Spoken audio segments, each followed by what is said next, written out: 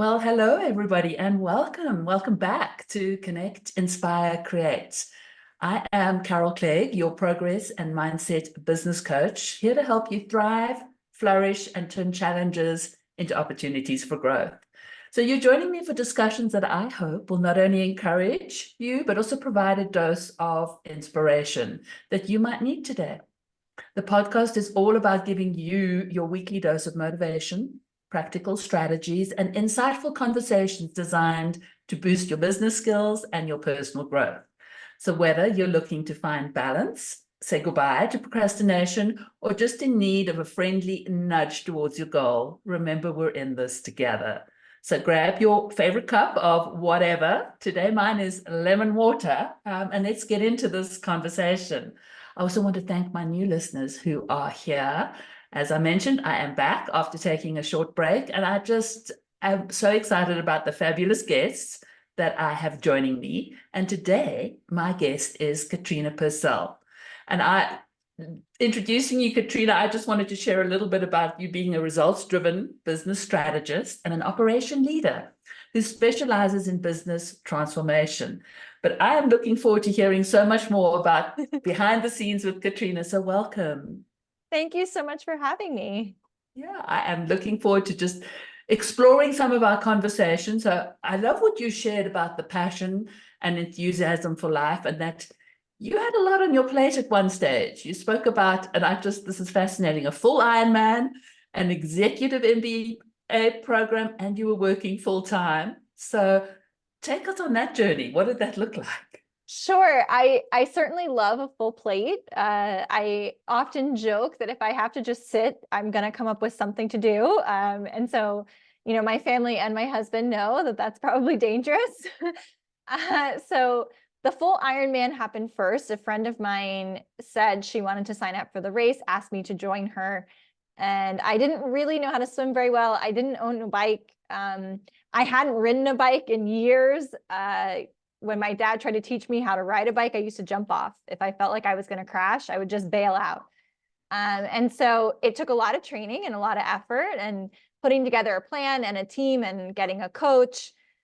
And so when I completed that race, it was such an exhilarating feeling, both mentally and physically, to overcome the challenges that come about. And about a year later, I was having some work challenges, and I thought, maybe I should get an MBA. So I think the discipline of training for the race showed me that I had these extra hours in the day, and I was able to structure my schedule in such a way that I could create that accomplishment. So why not now structure those hours to pursue education? And so I did a program at Columbia University, which allows folks who are working full time to go to school on Saturdays. And it's a 2-year program. You take 3 classes every Saturday for 2 years. And you're able to take electives and other things, at night or block week classes, but essentially you're in school every weekend for 2 years. And it was so worth it. It was such a exhilarating accomplishment at the end of it. And so in a different way than the Ironman. But I think I'm just the kind of person who likes to be busy. I like to have a lot of things to do. I feel like I work very well when I'm structured and when I am able to understand that I'm working towards a larger goal. That is incredible. And I love, the association, because yes, preparing for an Ironman is huge. And especially as you shared, not coming from riding a bicycle or being able to swim. So that dedication. I'm curious to know that, you mentioned that you left corporate America to launch your own company. Mm-hmm. Was that before the MBA or after the MBA? It was after the MBA. So I launched my company last year.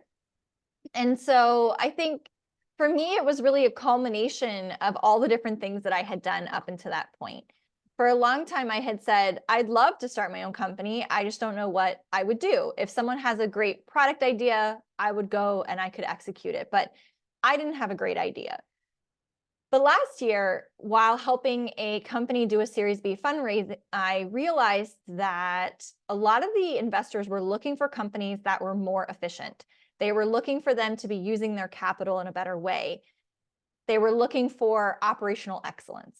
And a lot of startups and a lot of companies don't necessarily have access to the talent that they need to be operating at that level of efficiency.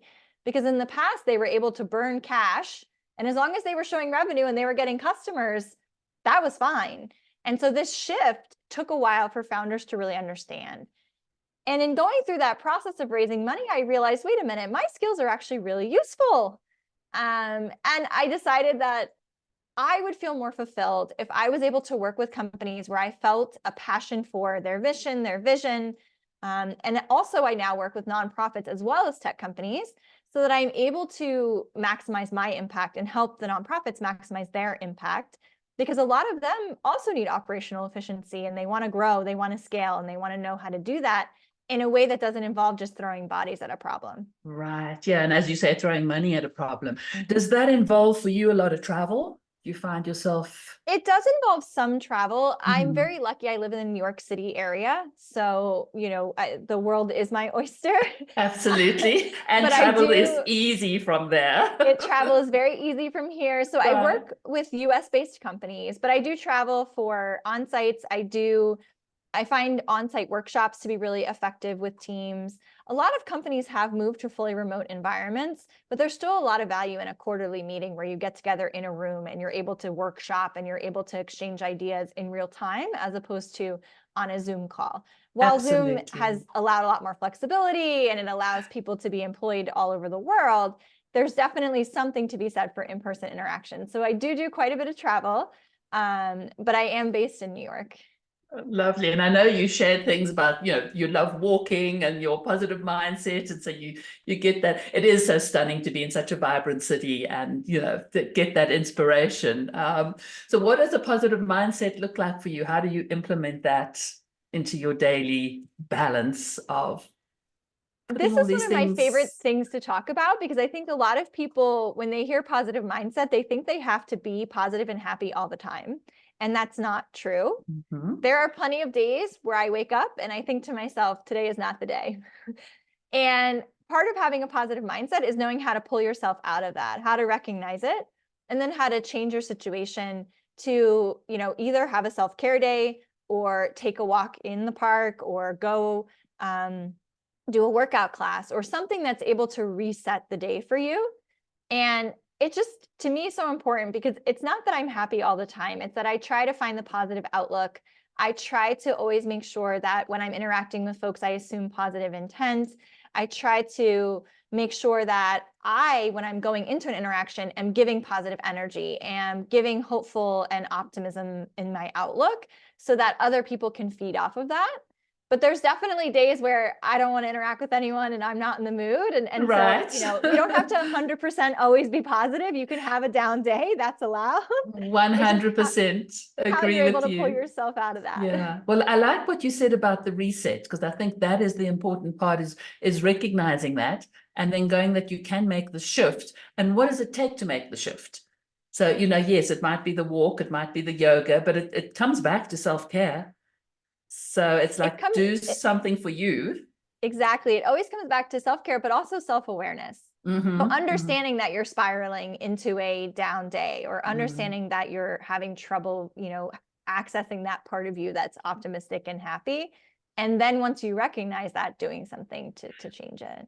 I have somewhere I can't remember where it is at the moment, but a wheel of words.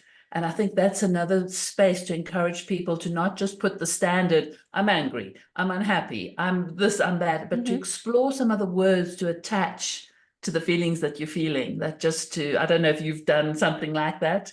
I have done something similar to that, and also colors. So attaching colors to the emotions that you're feeling and digging into what does that mean. And it just helps to reframe a little bit, because sometimes I think that we're afraid to experience certain emotions. Right. We don't want to be angry. We don't want to be mad or sad. And so by taking it and putting it in a color wheel and associating with a color, it's somewhat less, abrasive than maybe saying I'm really angry. You can just say, I'm red today. I love that. I mean, so what's your favorite color for yourself? My favorite color is purple. Okay. And what's the association that you've learned with purple and moods? I mean, to me, it's a very vibrant sort of royal color. It's, yes, so vibrant, royal. To me, it's also part of that blue family, which is calm. That's And my favorite. You can see with the glasses. yeah, which is calm and very, for me, it's the water, right? So, Ah, that yeah. concept of just the relaxing of the waves, right? The ocean's just going to keep moving and it's going to keep having that cadence, which is somewhat of a soothing cadence. And so to me, those colors are kind of all in the same family, and that's sort of what it makes me feel. Yeah, I'm very much the blue girl. I've got blue stickies. I've got blue everywhere. And then when you spoke about ocean and blue, I'm like, yeah, I have the right color in my role. I'd love to. One of the other things you spoke about, I mean, you love bringing women together and letting them be seen and give them advice and just sharing your journey, which I'm hoping that my listeners are going to thoroughly enjoy and be inspired. But you spoke about vision boarding and bringing together a group of women. I'm presuming, was this in corporate or in a startup or a nonprofit? So this was, so great question, but this was part of my company hosted it. Over the summer, when I launched my company, I started going to a lot of networking events across New York, and I really started to branch out to groups that I wouldn't normally interact with. And what I did through this time was collect a lot of new relationships, a lot of people who I wouldn't have met in other companies or in other walks of life. And what I decided to do was host a vision board party where I invited people from all of these different points who hadn't had a chance to ever meet each other, may not have ever met each other, without coming to this event. And the thought process there was really, when you're setting up a vision board, you're being very vulnerable. You're talking about your big goals for the year. You're really opening up. And to bring these women together who didn't know each other, I was the only common connection for any of them, and have them be vulnerable and be able to talk about the things that they wanted to accomplish. These were women in their 20s, their 30s, their 40s, who were all coming together to kind of say, what are the life things that I want? What are the relationship things that I want? What do I want from my career? And everyone was at different stages. And it's just so valuable to hear other people's stories, to hear how they've navigated change, how they've navigated a challenge in a relationship or in corporate America, or by starting their own company. And so the goal was really to create an atmosphere where everyone felt supported, everyone felt that they could voice their big dreams and goals. And it started to spawn little subgroups where I'll see now people who I introduced at that party out at events together or doing exciting things. And it really makes my heart feel good, because as you start to, look at your life and your impact, for me, it's thinking about when you drop a rock in a pond and you see the ripples that go out from that. And so you can't necessarily impact everyone, but when you impact one person, they go out and they start impacting other people, and then other people and other people, and it becomes a much larger ripple. And so that's the part that I really love, is creating that space, but then allowing now those other women to think about, how can I create that same space and impact even more people? And keep just sort of moving and keep the momentum going. I can so relate to what you're sharing, because I think we are so instrumental, and it's so important, the community. I mean, especially where we are now. Yes, you're getting back into live events and bringing people back together again, but we need to be able to connect and then continue that and keep that moving on. And also just the respect, I think, for when you do invest in these relationships, you watch them over years blossom. I've seen that just with I don't know where your favorite place is to build community online, but mine is LinkedIn. And I've, just watching that over the years, and it takes time, but having a supportive community that if somebody was listening now and they wanted to go off on their own and sort of put a little vision board together, how did you actually do that? What was it? Big pieces of paper? Did they just have words? It was so fun. So there's actually so many resources out there, probably to the Yes. point of overwhelm. Right. What we did is I got us little cork boards, because I wanted to be able to use push pins. So I bought some different kinds of push pins, some butterflies, some flowers, some just regular, but trying to signify, growth and change. And I think the butterfly is such a good inspiration for, cocooning up and then becoming something beautiful. But that way you can also change and move things around. I got some beautiful colored paper from a craft store, And then from Amazon, I got some quote books and they've got some amazing vision board books that have beautiful photos in them that you can cut and use. And then we also had some magazines. I think for me, I really wanted specific things I was looking for, and those came more from the Amazon books than magazines. But I think some people were called to sort of flip through a magazine and just see what they liked and what they were able to create from that. So the goal was really creativity. So I had wasabi paper, I had different kinds of pencils, different kinds of scissors, just my apartment was filled with craft supplies. And everyone's board looks so different. And I think that's just such a good indication that it was successful, because everyone is different, and you shouldn't have the same exact board as someone else just because you had only the same materials. It's so funny how we can take all the materials and just turn it into something so beautiful that's ours. Oh, I thank you for sharing that, because I just love that. That's a practical application that for somebody who's listening, they can go, look, I could do this. I could just do this by myself. And the cork board, because you can move it around. I here in my office, I've got 4 glass whiteboards from IKEA that I absolutely love, and can write on them and move stuff around. But I'm sort of visualizing this cork board that you can move around with you and, take where you want to and then add different things. So thank you. I appreciate you sharing that. So before we wrap up our conversation, I had just wanted to ask you, if you had to look back at your 25-year-old self, would there be a word of advice that you would give her? This is always so fun. So all of the experiences that I've had since then have made me into the person I am today. So I don't think I would actually change anything, but I think the one piece of advice that I would give is really to be more confident and more settled in myself and in what I want, not what I think success is supposed to look like based on other people's definition. So I think especially in my 20s, and when I was 25, I left Virginia, where I had grown up, where I had lived my whole life. I moved to New York City and started a new life. And it was a very exciting time. It was a very nerve-wracking time. It was, right going into a financial crisis, probably not the best time to move away from your support system. But it was definitely a time of unimaginable growth, and a time where I really learned what I was able to accomplish. And I wish I had embodied that a little bit more and felt successful. I think I was constantly searching for, oh, but people won't think I'm successful until I'm married, or people won't think I'm successful until I have this job title, or I have to. And the older you get, the more you realize it's actually about your internal happiness and what makes you happy, not a checklist box of things that you have to get there. And enjoying the journey is really the fun so part. I hope the young ones that are listening, because it's so easy, you relate, when you're 25, you don't want to know that. But listen, because there is value in just embracing who you are. And I think that would be one gift that I would love to give, to 25-year-olds, is just say, accept who you are and start this journey and don't try and measure up to other people's expectations. Yes. And just enjoy every day. Right. Enjoy it. If you learn something, that's a great day. If you fail at something, great. You still learn something and move on, Absolutely. Yeah. Put that all into the filing system. Katrina, if you had to just wrap up our conversation and just leave our listeners with one thing that you'd hope that they'd take away or learn from our episode, what would that be? I think progress over perfection. So I think we spend an awful lot of time trying to make everything perfect, and that makes us fear acting.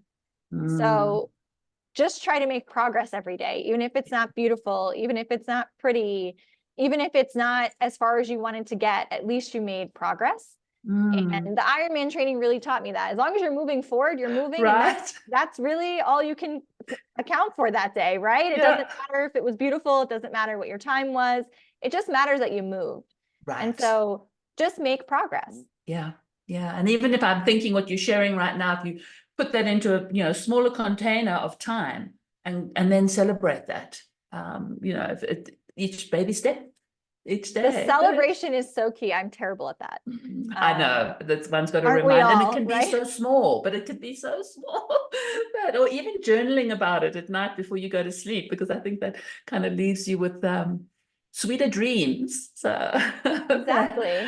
well, thank you so much for joining me. I really appreciate the inspiration that you've shared with us today. And to those that are listening, thank you. I hope that our conversation has just sparked something for you to explore. And I just encourage you to explore your own way of connecting and inspiring and creating this week, progress over perfection, and let it bring a sense of joy into your world. Thanks so much. Thank you so much for having me. Absolutely. I just want